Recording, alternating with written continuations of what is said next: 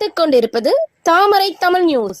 கேரள மாநிலத்தை சேர்ந்த லாரி ஓட்டுநரை அடித்து கொலை செய்ததை கண்டித்து கிருஷ்ணகிரியில் சமூக நீதி அனைத்து வாகன ஓட்டுநர்கள் தொழிற்சங்கம் சார்பில் தமிழகத்தில் ஓட்டுநர்களுக்கு பாதுகாப்பில்லை என கூறி கண்டன ஆர்ப்பாட்டத்தில் ஈடுபட்டனர்.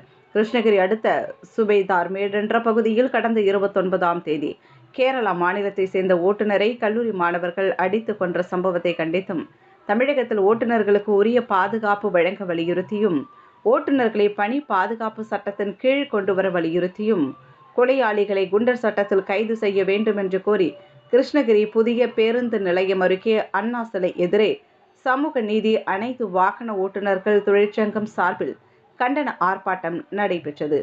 மாநில தலைவர் பத்மராஜ் தலைமையில் நடைபெற்ற இந்த ஆர்ப்பாட்டத்தில் 100க்கும் மேற்பட்ட ஓட்டுநர்கள் கலந்து கொண்டு ஓட்டுநர்களுக்கு பாதுகாப்பு அளித்திட வேண்டும் என்று கோஷங்களை எழுப்பினார்கள்.